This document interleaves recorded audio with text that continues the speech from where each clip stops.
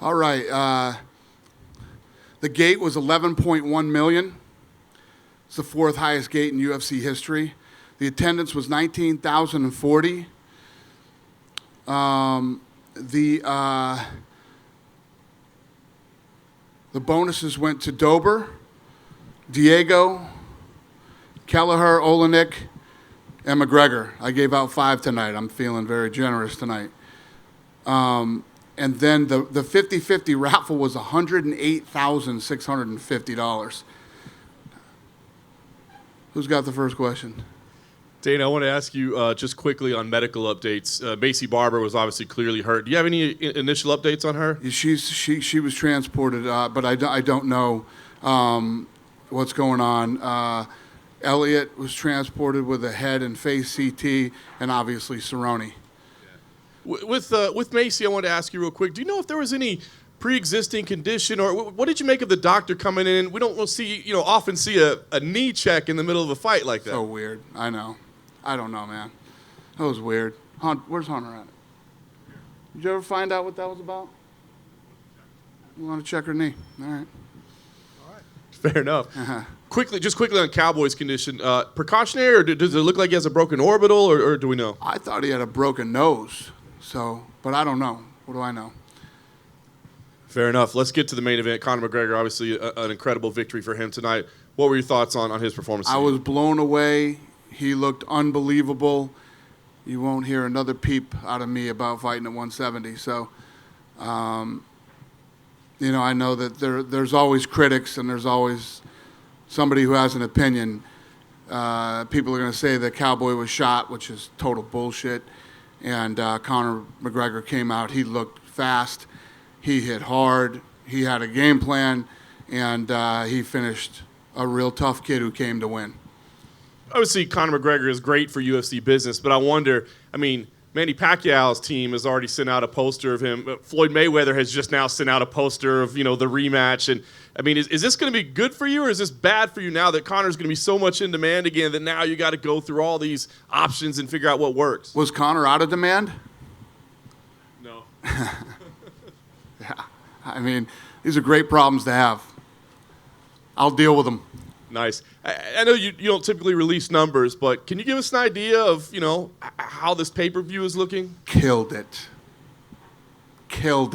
Like the number that we did on a fucking streaming service is unbelievable. Yeah. Let me tell you what, and I got to say this publicly too, because the job that ESPN did promoting this fight, I have never seen anything like it. You guys have been in the fight business for a long time. I haven't seen anything like this in my life. You couldn't turn on an ESPN channel without knowing the fight was on.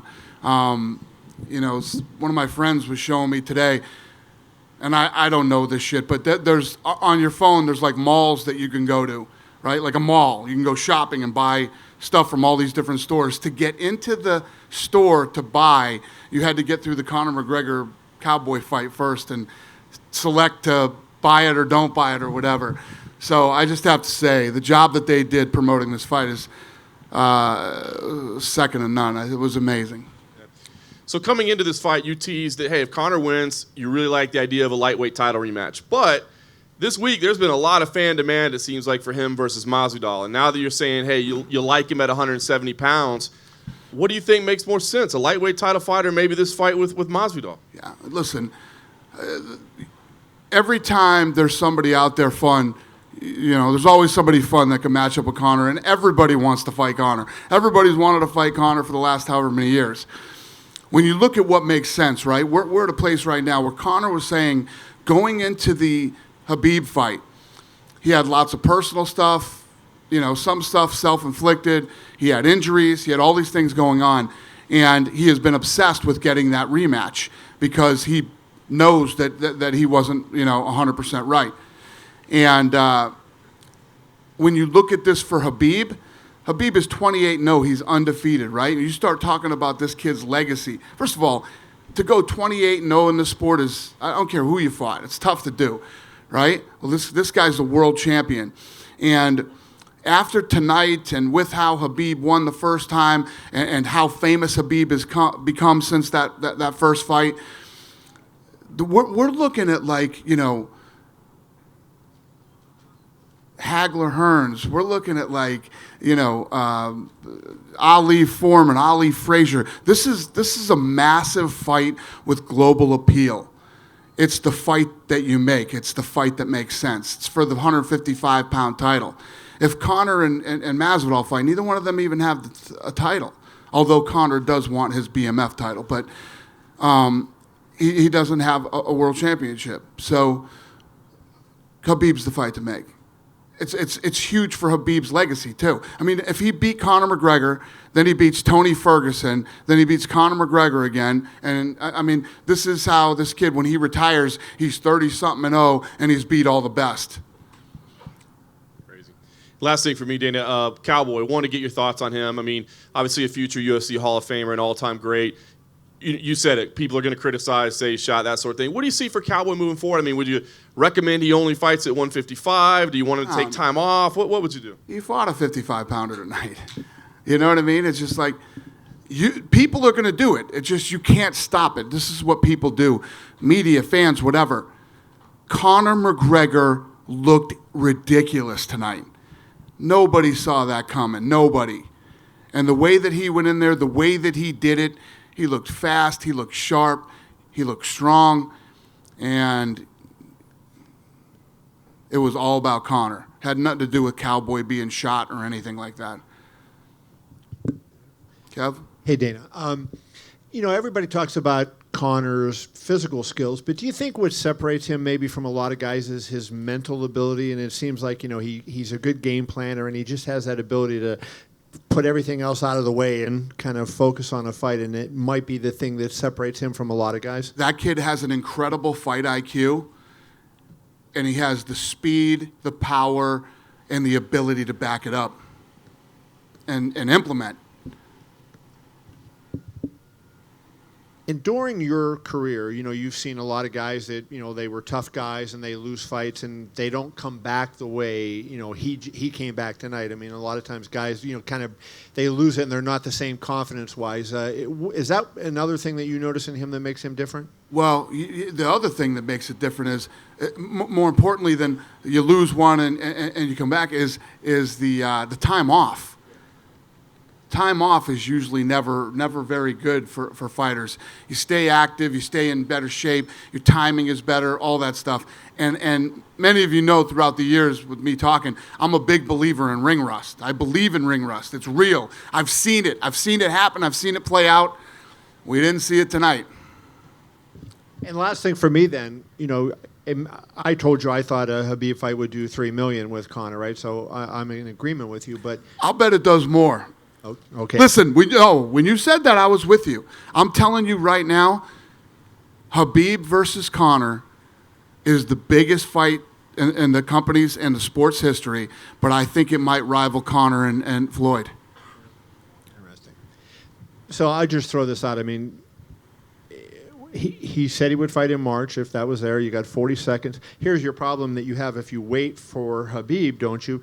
Khabib's no guarantee to win, number one. Right. And then number two, if Conor fights in March, now you have him sort of on the same path, and then as soon as he wins, he's ready to fight the winner, as opposed to if, let's say, Khabib loses, now you don't know you have a rematch or what you do. Doesn't it make sense to bring him back and maybe put that Masvidal fight on underneath Adesanya, and you have or in front of Adesanya, but you have him fight again, gives you another big fight at the start of the year, and keeps him active. As he only fought 40 seconds, as good as he looked. Yeah, yeah. I mean, there's a lot of different things that make sense that you could do. I gotta see what he wants to do. You know what I mean? I know he wants this fight, and I think he's willing to wait to get it. So we'll see. Listen, do I want Conor to fight 3 more times this year? Sure. Do I want to see Masvidal Conor? Sure. But you got to do what makes sense too. And I just really think the Khabib Conor fight is big for both of their legacies and obviously for the sport. Hi, Dana, to your right. Hi. Hi. Hey there. So Mark Davis, the owner of the Raiders, was here tonight. How interested would you be to put that Khabib and Conor fight in Raiders Stadium? That is not what I thought you were going to ask me, but yeah, I think that the Khabib Conor fight, could be done anywhere. It could be done in a stadium somewhere. It could be done at Madison Square Garden, Dallas, Texas Stadium, the O2. I mean, you could do that fight anywhere. So we need to sit down and look at what makes the most sense. There's been a lot said this week about kind of Conor 2.0, the evolution of Conor McGregor as a professional and as a man. What did you think about his role in the promotion leading up to this fight? He was much more introspective and laid back and not as kind of manic as he had been in the past. Well, I think he was a lot happier. I mean, I told you guys after the first Khabib, when the whole Khabib-Conor press conference was playing out, I was like, man, this is the weirdest thing that I've ever been a part of. And then I told you guys after, this was super dark, man. This was a really dark press conference and then all that stuff. And if you look at the things that were going on with Conor at that time and, during and after that fight, what I saw this week was a guy who was happy, re-energized and happy to be here and happy to be back in the octagon. So it was good. It was awesome. I loved it. I like Conor McGregor. I mean, I know you guys, the fans, everybody bust my balls that about my relationship with Conor, but I did not like this kid. Right? I did not like him. Last question for me. I want to talk about Holly. So she won tonight. Holly is 36. You talked about perhaps this being her last go. Do you still feel the same based off of what you saw from her tonight? She looked good tonight. Her and Raquel fought to a split decision last time. And Raquel's tough. Raquel punches hard. Look at the fight between her and Amanda Nunes. I mean, that was a war between two tough girls. The problem with Raquel, and I've said this to her a million times, she will not let her hands go. She's got hands. She doesn't let them go. Oh, not to mention the fact that the ref let them clinch for 4 minutes for 3 fucking rounds, and they fought for a minute. That was a problem, too. Driving me crazy, man. If you are not doing damage or advancing your position, you split the fighters up and make them actually fight. And I like this guy. I don't want to, bum this guy out and whatever. But he's running around the octagon, I'm like, what fucking fight is he watching? He's moving around like he's trying to stay out of the way, like there's a fucking war going on or something. And these guys are leaning up against the fence for 4 minutes. Are you shitting me right now? I literally almost got up and walked out of that fight. I was so frustrated. But anyway, I've shit on enough referees in my day. I don't want to. That guy seems like a nice guy. I'm too old to be fucking doing this shit anymore, tearing these guys apart. He's a nice guy, and I don't mean to whatever, but you saw the fight. You know what I'm talking about. Dana, there were a lot of great performances tonight. Right over here to your left. Oh, we got. Hey, buddy. Yeah, thanks. So a lot of great performances tonight. Who impressed you the most? Diego looked really good. That's a big win for him. But a lot of these kids look good. That's why we gave out 5 bonuses, right? How you not going to give Conor a bonus? Right, of course. Right? So, and Conor makes $1 zillion. So I had, I felt bad not giving one of these other kids a bonus too. So we gave them all bonuses. But he looked good. Look at Dober. I don't know if you saw if you don't know, now you know.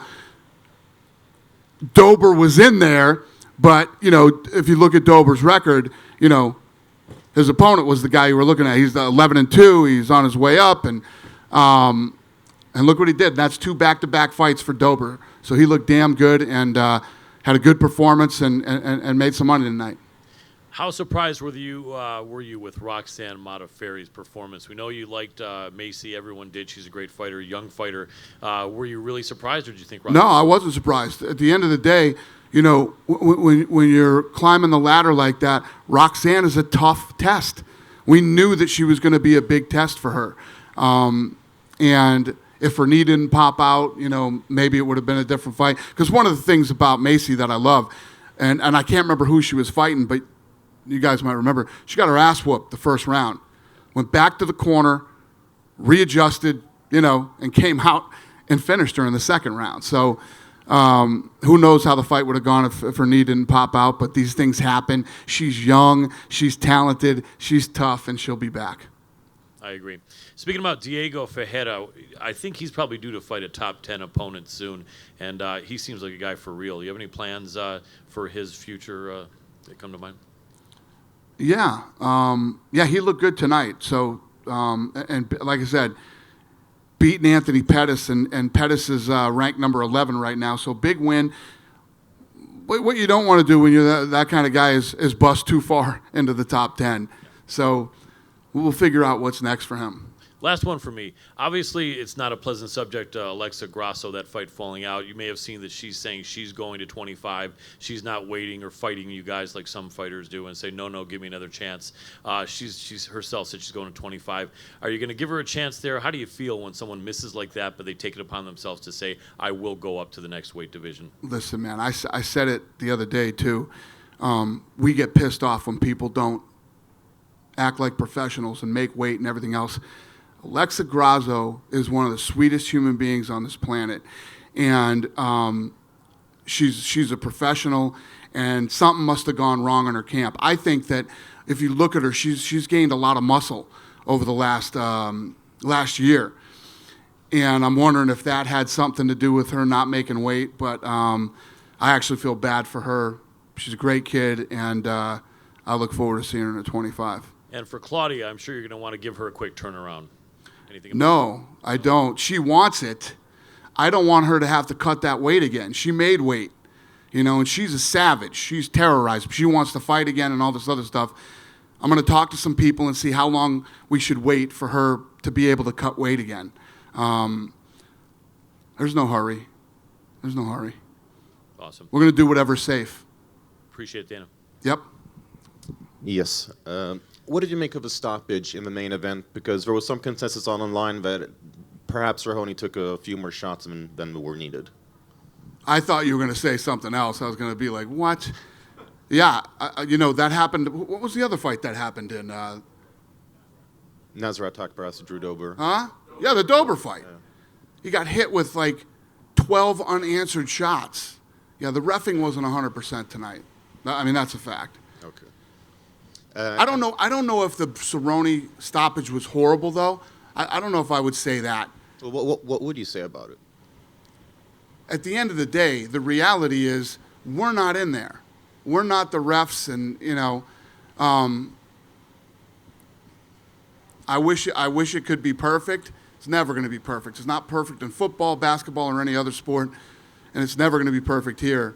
And I think that it's probably one of the toughest jobs in all of sports because everybody's an expert and everybody's a critic and everybody wants to rip you apart after they don't like the way you did it. But as long as nobody gets hurt, it's. I thought the Cerrone stoppage. Never once did I look at the fight and go, they should have stopped that sooner, like I did for the other fight, the Dober fight. And then, so you're saying that the Khabib-Conor fight, should be next, but that seems to be completely based on the fact that Khabib wins the fight with Tony. If Ferguson wins, I said that. Well, what's the plan then? If Ferguson should pull off the upset, Conor wants that belt back. He's going to fight whoever wins. So it's regardless of. Yeah. Okay. And if Robert Whittaker had to pull out of his bout with Jared Cannonier, there's a lot of rumors online about Darren Till stepping up to take that fight. Is there something you can? I think so. I think Darren Till hurt his foot or something, didn't he? Yeah. Ankle? Yeah, he hurt his ankle. Is there any contingency plan for that fight right now? Because Cannonier, we're working right on at the top. Yep. We're working on it. Okay. We just had a really big fight tonight. It just ended. We'll get that done, and we'll let you guys know when it's done. All right.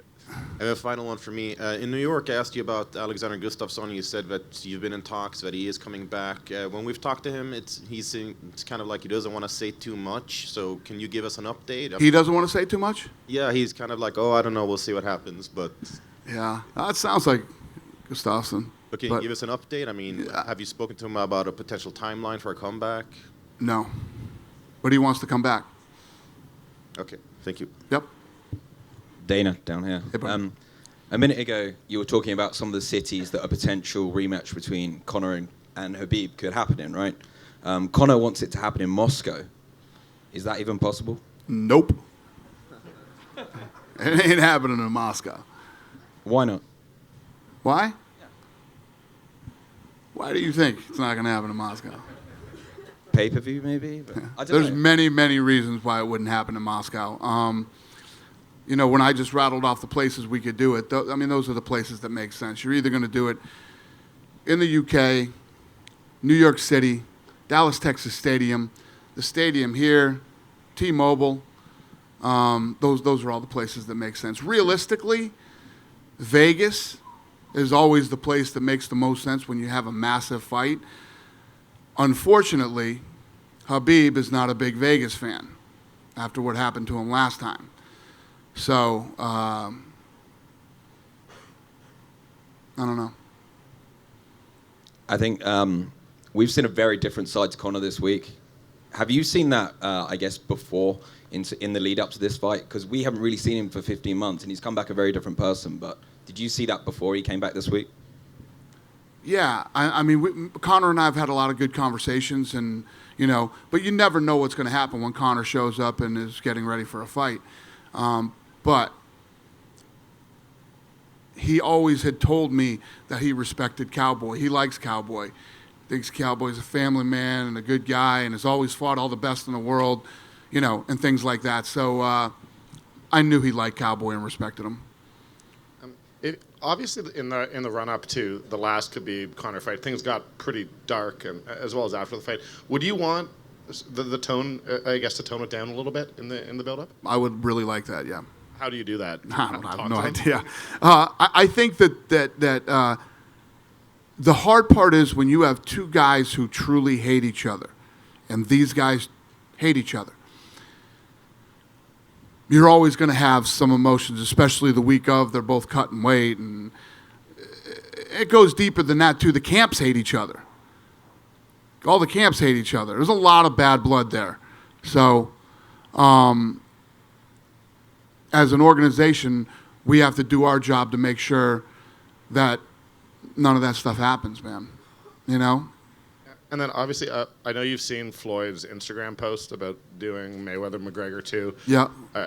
Brett, Floyd and I have been talking tonight, too. what have you guys been talking about?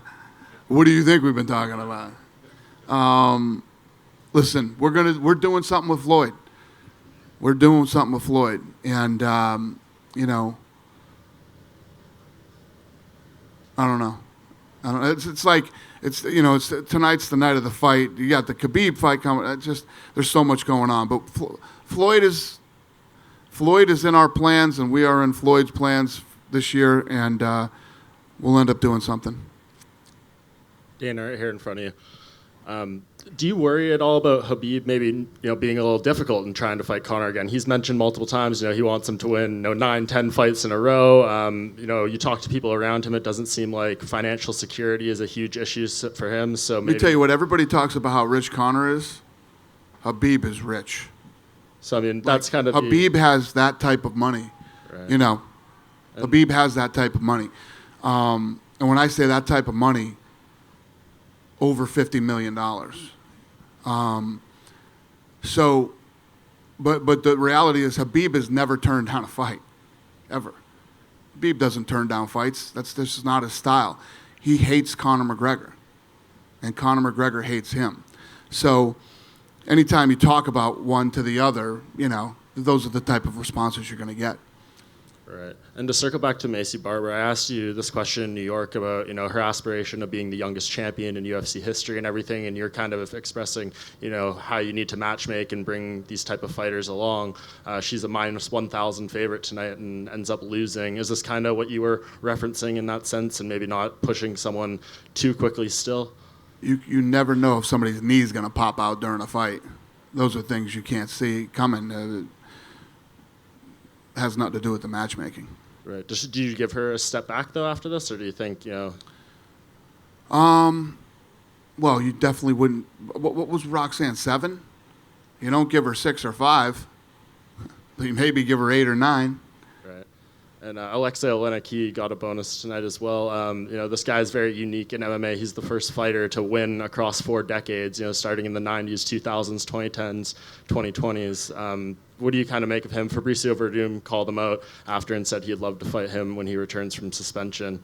He's an older guy, very unique style. What do you just make of him?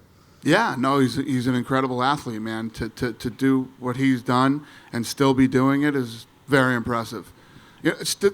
There's a lot of guys that did that, but they're not doing very well. Still hanging out and fighting, and or they're fighting bums, right? To be here doing what he's doing in this organization is tough to do. Dana, just over here in the front, I'm just wondering, what's going on with, what would your plans be for Justin Gaethje?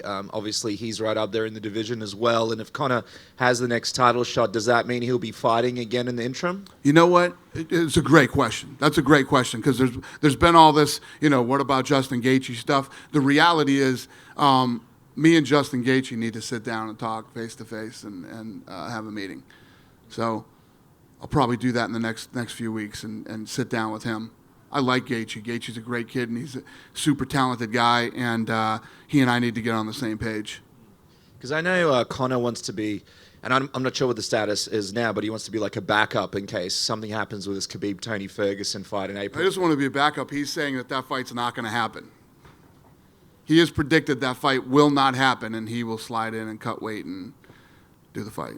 Do you take that on board? Is that something you would consider, or? Yeah. I ain't saying no to that one. Because I was going to say Gaethje, I suppose he'd be in a position as well where he would love to be in a backup spot to that fight falling out too. Yeah.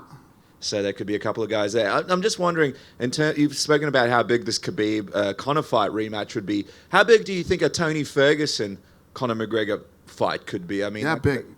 Conor McGregor and this guy right here with the camera is a huge fight.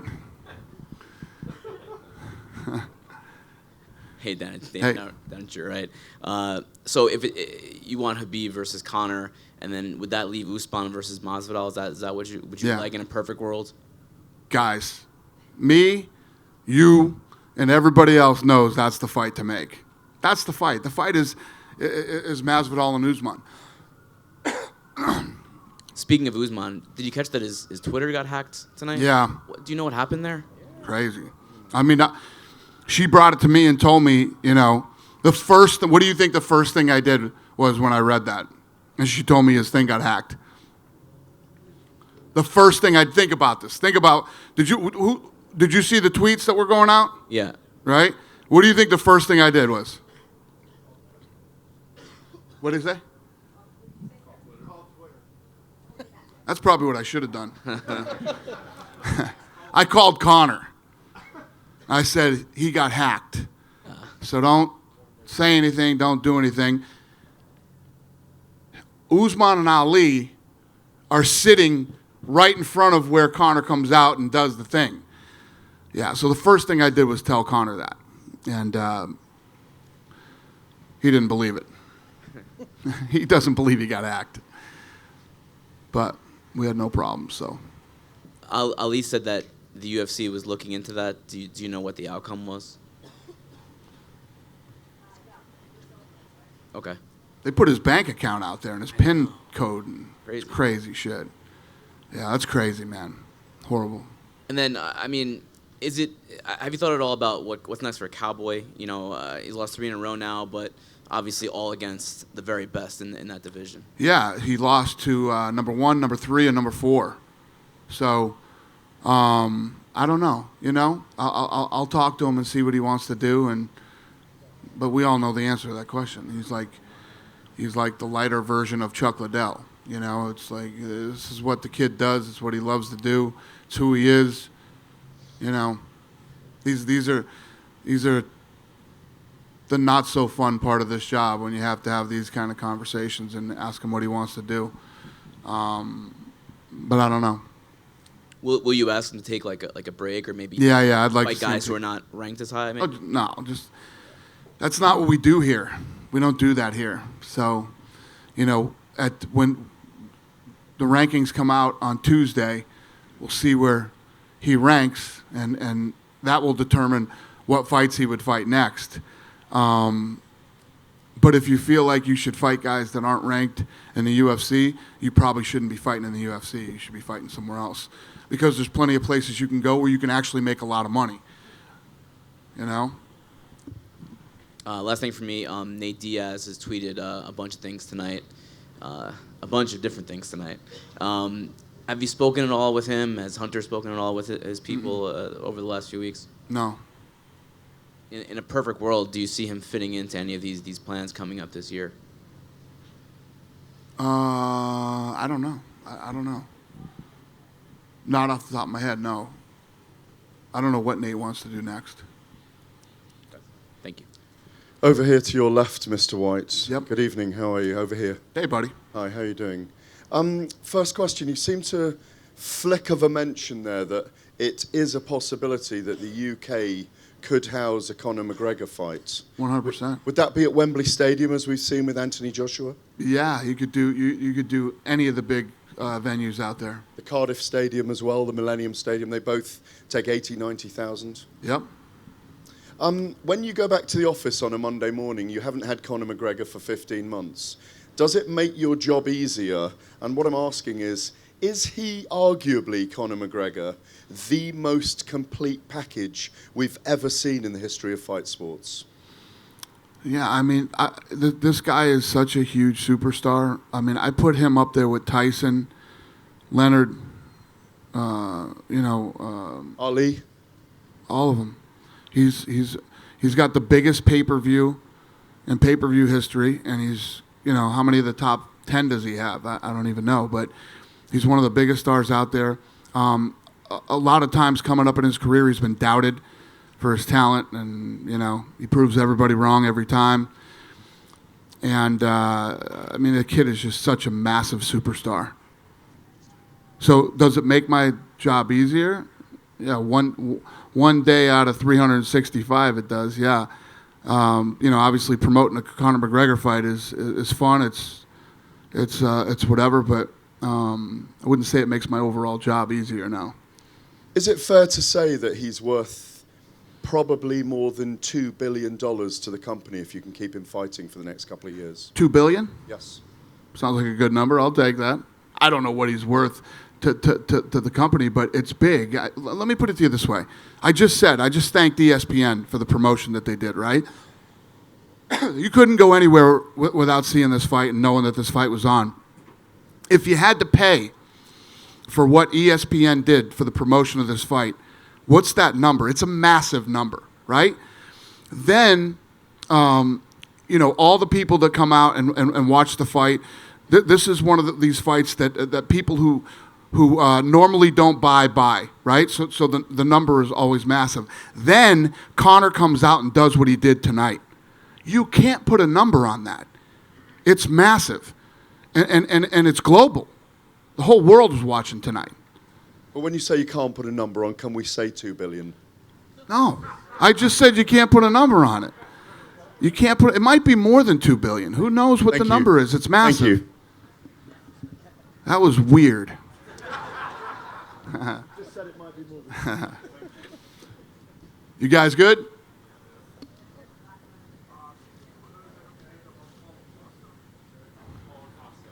Huh? Paulo Costa? Yeah. Yeah. So May, June. Yeah. So, all right. So May, June, he's supposed to be ready, right? That's if nothing goes wrong during the recovery and whatever.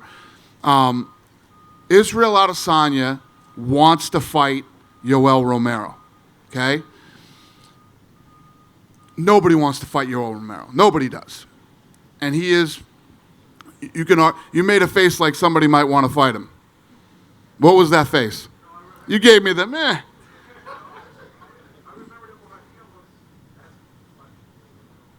You know somebody that wants to fight? Yeah, exactly. Nobody wants to fight him. Believe me, we make the phone calls. Nobody wants to fight Yoel Romero. Israel wants to fight him. Israel has the title. Israel feels that his legacy will not be complete if he doesn't beat Yoel Romero.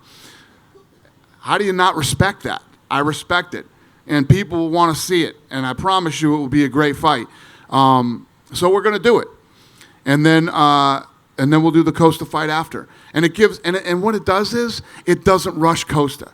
Costa's in this big rush. We're watching his Instagram the other day, and the guy is working out like he's training for a fight right now, which you shouldn't be doing that when you just got done with surgery. Then they're saying you're not even going to be ready till June, right? You shouldn't be training like that. You know what happens when you do that? You get hurt again. That's what's going to happen. So he needs to pump the brakes and slow down, make sure he's 100% and doesn't get hurt again, and then we can do that fight after Romero. Dana, obviously, there's a lot of focus on Conor's behavior, and I think casual fans who watch tonight are just as curious what he's going to do leading up to the fight and after the fight as what he'll do during it. Do you think his attitude in the lead up to this had more to do with his respect for Cowboy, or as someone who knows him well, do you feel like he's changed significantly over the last 15 months? I don't know if you can change significantly in 15 months, but what I said earlier, I think he's happy. He didn't seem happy before. He was always pissed off, and, there was something wrong leading up to those other fights. There was something wrong with him. I don't know what it was, but obviously it's changed. And what I think this fight did a lot of really good things for Conor McGregor and everything else. And Kevin wrote a story the other day saying, guess what? I like Conor McGregor again. You know what I mean? And I bet a lot of people felt that way going into this fight. And I think that, especially in the fight business, people forget easily, quickly, and people are forgiving when you come back and you try to get your life back together and you have this great comeback story. And I think tonight was that story for Conor McGregor. You're always going to have people that won't like you, but I think a lot of people jumped back on the McGregor bandwagon tonight and became fans. Did I get everybody? We good? I think. What? Oh, now you want to talk about Tom Brady, right? What was he, what? His opinion of the fight. Oh, how would you not like the fight? I thought, when she asked me the question earlier, I thought you guys were going to ask me, hey, Tom Brady was here. Davis was here. I saw them talking. What's going on? Are you guys fucking Las Vegans or what? Come on, man. If that dude isn't playing for Boston, he's playing here. All right? So, I don't know. I have fucking no idea what I'm talking about, but yeah, he liked the fight. What was I gonna? Well, before Kevin threw that at me, what were we talking about? Did I ask you something? I was gonna tell you something. Kevin ruined the whole thing. I forgot what I was gonna say. But how many members of the media were here for this fight? There's 187 members of the media here for this fight. And thank you guys all for your work this week. And it was an incredibly successful event. And you guys are all a big part of that. And I really appreciate it. Have a good night.